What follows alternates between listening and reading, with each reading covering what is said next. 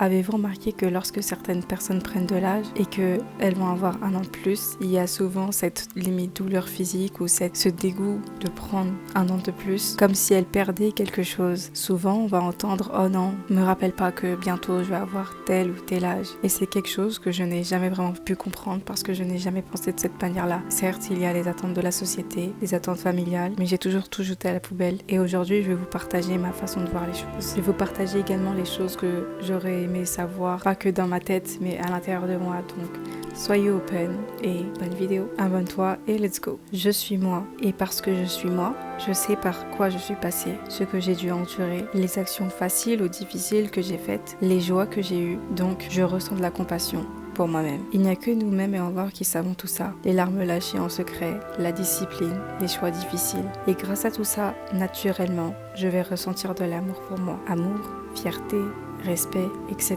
Parce que je sais que j'ai fait de mon mieux. Et quand une nouvelle année arrive, donc mon anniversaire, je dois dire au revoir à cette version-là de moi. Et ce que je vais souvent ressentir ce jour-là, c'est que je vais être très émue. Ces 4-5 dernières années, quand j'ai commencé à adopter ce mindset, je vais avoir un moment où je vais pleurer de reconnaissance et d'amour pour ma version passée. J'avais imaginé les choses comme ça. Et je vais vous demander d'être très open parce que je vais sortir la carte de la folie là dans mon histoire. Mais c'est ce qui se passe dans mon imaginaire. Le jour de mon anniversaire, par exemple, là, j'ai eu 25 ans. Et bien, le jour de mon anniversaire, j'aime imaginer qu'il y a ce jour-là 2 mois, donc 2 Bouchra, 2 versions de moi.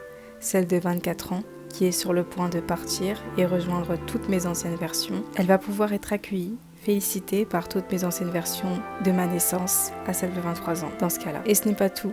Il y a aussi mes futures versions, celles que j'imagine et visualise dans ma tête, celles qui ont osé et oseront faire tout ce que je n'ai pas encore fait, ou le courage de faire encore, celles qui incarnent déjà les qualités que je voudrais incarner. Donc tout le monde est là, le jour de mon anniversaire. Une légion d'honneur pour celles qui s'apprêtent à les rejoindre, donc ma version de 24 ans. C'est un endroit rempli de beauté dans ma tête. Il y a des cascades d'eau, de l'herbe très verte, des arbres cerisiers du printemps, un ciel magnifiquement bleu, des fleurs de toutes sortes partout. En bref, c'est très beau. Et dans le même temps, juste avant que ma version de 24 ans puisse les rejoindre, ma version de 25 ans lui fait face avec un sourire. Elle la prend dans ses bras et lui fait un gros câlin et elle lui dit merci. Tu as fait un travail grandiose. Maintenant, je prends la relève. Et toutes les autres versions regardent cette scène. Certaines sourient simplement, d'autres pleurent. Ma version de 17 ans, par exemple, est dans les bras de ma version de 18 ans. Parce que 17 ans a souffert et 18 ans s'est relevé. Donc quand 19 ans a pris le relais et que 18 ans est retourné avec les autres, 17 ans ne l'a plus lâché. Traitez-moi de folle, je vous ai dit, restez open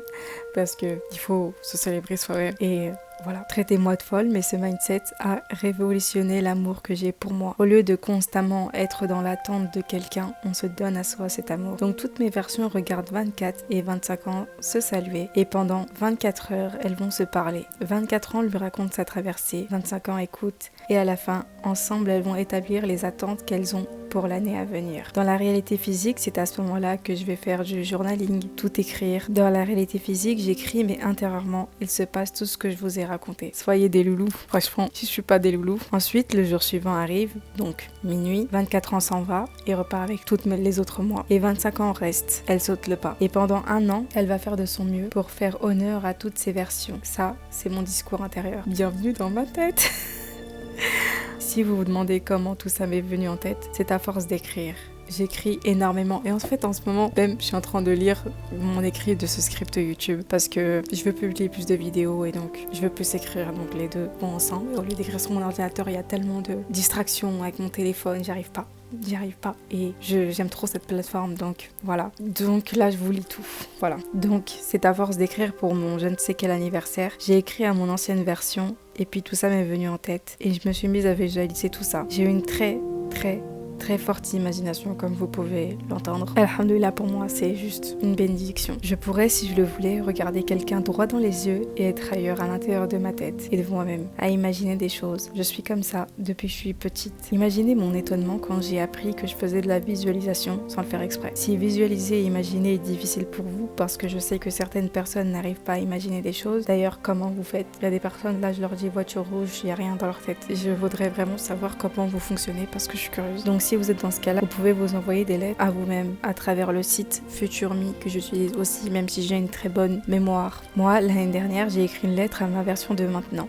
donc à mes 25 ans. Et quelle fut ma surprise quand je l'ai reçu déjà, parce que quand t'écris, t'envoies et après, t'oublies. Et quelle fut ma surprise encore quand j'ai lu qu'elle avait écrit « J'ai l'impression que je dois te féliciter, mais je ne sais pas pourquoi ». Lire ça, ça a appuyé sur le bouton larmes en moi, parce que ma version de 24 ans a eu un courage énorme, le courage de s'en aller d'un environnement qui était toxique pour elle. Elle est partie sans savoir ce qui l'attendait et c'était effrayant, mais au final elle s'est prouvée qu'elle s'est choisie et c'est important. C'est aussi elle qui s'est montrée sur les réseaux sociaux, qui a eu le courage de se montrer, de parler des sujets qui l'intéressaient, de sujets sensibles. 24 ans a choqué toutes mes versions. Je suis sûre qu'elle l'attendaient toutes. En fait, si on continue dans ma folie, toutes mes versions qui sont dans le royaume de Bouchra, quand 24 ans est entrée dans le monde réel en février dernier, pas là mais l'année dernière, je pense qu'elles étaient tous devant l'écran qui est mes yeux dans mon imagination. Et en fait, elles regardaient comme si c'était un film. Moi, c'est comme ça que j'imagine les choses. Mais n'oublions pas que si 24 ans a choqué toutes mes versions, c'est grâce aussi au courage que chacune de mes anciennes versions a pu faire. C'est un processus. C'est parce que toutes mes versions passées ont surmonté leurs épreuves à elles, qu'elles ont elles aussi eu du courage, que 24 ans a pu faire ce qu'elle a fait, parce qu'au final 24 ans a eu un très bon exemple. Mais je vous avoue que j'ai un peu peur de ce qui est à venir pour ma version de 25 ans actuelle, parce que quand les leçons sont apprises, d'autres arrivent, et elles sont toujours plus intenses au fur et à mesure que tu as appris les précédentes. Mais khair, Inch'Allah, ça va bien se passer. Allah est avec nous. Rappelez-vous, ça les gars, c'est de l'amour de soi. La première personne qui doit vous applaudir, c'est vous. La première personne à vous consoler, c'est vous. Si vous savez pas comment vous consoler, comme ça. Donnez-vous à vous-même ce que vous attendez des autres. Et quand vous vous unirez à quelqu'un, ce sera un bonus. Même si j'ai l'air complètement taré avec mon mindset, je vous invite vraiment à emprunter sur mon mindset ou le faire le vôtre à travers votre propre imagination. Parce que, en fait, entre se plaindre et choisir de rêver tous les jours, non? Et comment on peut espérer changer si on ne s'aime pas, si on ne s'est pas aimé tout au long de la naissance jusqu'à maintenant. Moi personnellement j'avais besoin de passer par là parce que sinon ça collait pas. Changer, je dirais pas que c'est le mot, c'est m'améliorer encore une fois. Comme on ne vieillit pas, on se développe. Donc je veux m'améliorer, pas parce que je suis nulle, mais parce que je sais qu'il y a une version de Bouchra que j'imagine que je ne suis pas encore maintenant. Là, celle que je suis maintenant, ça veut pas dire que je ne l'aime pas. C'est juste que je veux l'accompagner, c'est tout. Donc voilà. Maintenant, il y a des questions importantes à se poser. On a 25 ans, il s'agirait de savoir certaines choses sur soi. Ces questions, si vous y réfléchissez et répondez avec honnêteté, vous en saurez beaucoup plus sur vous et l'amour passe par la connaissance de soi. La première question qui serait intéressante de se poser, c'est jusqu'à maintenant, qui as-tu été? Est-ce que ton comportement et ta façon d'être actuelle, c'est vraiment toi? Ou c'est un mélange des différentes étiquettes qu'on t'a données? Ça, c'est vraiment important. Moi, par exemple, quand j'étais plus jeune, au fur et à mesure des années, on a pu remarquer que je ne parlais pas souvent. Donc, automatiquement, j'ai été étiquetée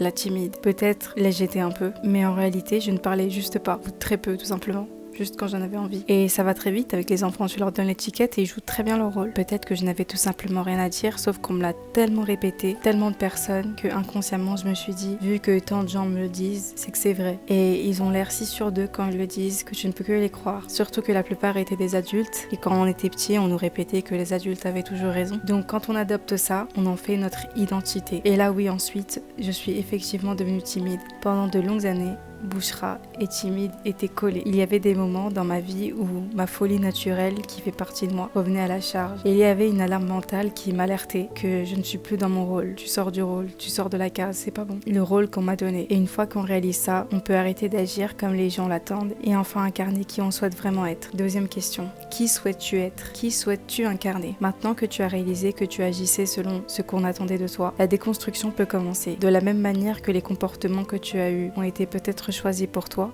même inconsciemment, tu peux choisir pour toi. C'est comme un jeu ou un ordinateur. Tu peux choisir les qualités que ton personnage incarne, choisir les systèmes que tu installes. Dans mon cas, rappelez-vous, m'avait catalogué timide alors que je ne parlais que très peu. J'étais jeune, certes, mais qu'est-ce que j'ai fait inconsciemment? Vu qu'on me le répétait tant, j'ai tout fait inconsciemment pour correspondre à cette identité. Pendant des années, je me suis empêchée d'avoir de l'audace, parce que ce n'est pas ce qu'une timide fait. Vous devez d'abord choisir que ça y est, c'est fini, mettre l'intention et ensuite vous le prouvez avec des actions parce que la parole sans action ne vaut rien. Votre corps, votre être, votre intérieur, votre âme a besoin de voir les changements que vous dites. Au début, ce sera difficile de déconstruire tout ça parce que c'est des automatismes, mais faites de votre mieux pour vous rattraper. Devenez hyper conscient. Exemple, quand j'ai commencé à filmer des gens, j'avais beaucoup de mal à faire ça parce que je devais aller vers les gens poser des questions, me présenter et ça ne collait pas. Une timide ne fait pas ça. C'était dur au début, mais je l'ai tellement fait qu'un jour j'ai réalisé que ma timidité était derrière moi. Je me le suis tellement prouvé qu'aucune question ne pouvait se poser maintenant. L'identité que je voulais incarner, c'était une Bouchra plus audacieuse, qui ose sans se poser de questions. Si je vous disais de fermer les yeux et d'imaginer votre version de vous idéale, votre vie idéale, comment êtes-vous? Qu'est-ce que vous faites de vos journées? Imaginez puis notez toutes les qualités que vous avez vues et petit à petit, choisissez de les incarner. C'est un choix avec beaucoup d'intention. Donc récap, faites le point avec qui vous avez été, déconstruisez, choisissez qui vous souhaitez être et devenez et incarnez. Comme toujours, soyez doux avec vous-même et allez-y doucement. Ma timidité, je ne la vois pas comme un point faible. Il m'en reste et c'est très bien comme ça. Par contre, ce qui me déstabilisait, c'est qu'elle me paralysait. Ça devenait vraiment lourd pour moi. J'avais tant d'idées, mais je n'agissais pas. Je n'agissais sur aucune d'elles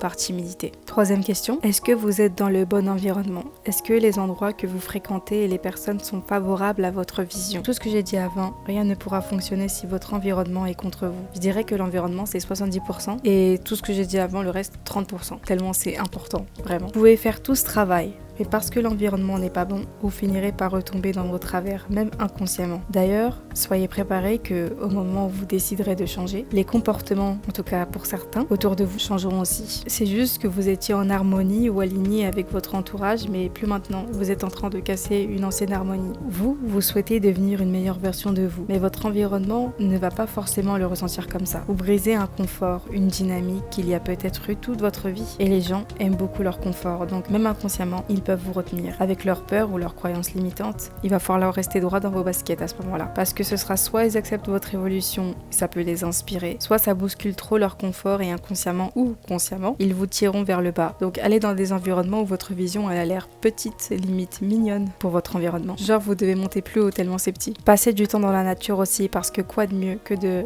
regarder la création et son abondance en se rappelant de son créateur. Quatrièmement et dernièrement, est-ce que tu as du tawakkul? Le tawakkul. Je suis musulmane, donc je crois en Allah. Et j'ai la certitude qu'il m'inspirera quoi faire. Il m'inspirera des actions à prendre, des actions inspirées. Une action inspirée est une action qui est super naturelle pour toi. C'est une idée qui vient d'un coup. Elle est pas là pour attendre, elle est vraiment pas là pour venir au beau moment, le moment que nous on voudrait qu'elle vienne. Non, elle vient dans des moments parfois t'es pas prêt. Et si tu la prends, cette action inspirée, sans trop réfléchir, parce que si tu commences à réfléchir, elle va te sembler étrange. Tu vas rien faire, auto-sabotage, perfectionnisme. Mais si tu la fais par contre, c'est tellement naturel, c'est sans effort, c'est une action inspirée, c'est pas là pour être lourd. Mais cette action, il faut la prendre. Et ne soyez pas obsédés en vous demandant quand l'action ou les actions inspirées arriveront. Vivez votre vie, appréciez-la et tout viendra naturellement. Tellement naturellement que vous ne vous en rendrez même pas compte. Ayez confiance en Allah et en vous aussi. Prouvez-vous que vous pouvez vous faire confiance parce que vous prendrez les actions nécessaires à prendre et que vous ne reculerez pas. Croyez que tout ce qui vous arrive, c'est pour votre bien, même quand c'est chaud, même quand ça n'y ressemble pas du tout. Faites preuve de tawakkul. Croyez en Allah et à la vision qu'il vous a donnée parce que c'est lui qui vous a donné cette vision à laquelle vous tenez tant. Donc voilà pour cette vidéo qui a été une action inspirée. C'était des actions inspirées parce que d'un coup j'ai repris ce journal, j'ai recommencé à écrire dessus, ça faisait longtemps. Mon anniversaire c'était il y a longtemps, c'était en février, on est en juin, je sais pas. J'avais cette idée de vidéo depuis longtemps et c'est que maintenant que je passe à l'action. Mon action inspirée elle est passée, mais j'ai pas pris les actions, j'ai pas pris mon courage à deux mains, j'ai fui. Et là je l'ai écrite et je me suis dit que dès que je sens que c'est bon, j'y vais. Et mon plus grand frein c'était d'écrire des scripts. En fait, quand je commence à écrire, je m'arrête pas. Mais j'arrivais pas à me poser pour écrire sur des écrans. Du coup, je suis revenue à ma méthode de base, c'est écrire dans mon journal. Et ce qui est bien, c'est que du coup, comme j'écris là, c'est 100% naturel, pas passer par la correction ou des reformulations, ce qui fait que ça m'améliorera à m'exprimer. Donc voilà, n'oubliez pas de vous abonner et on se retrouve la semaine prochaine pour une prochaine vidéo.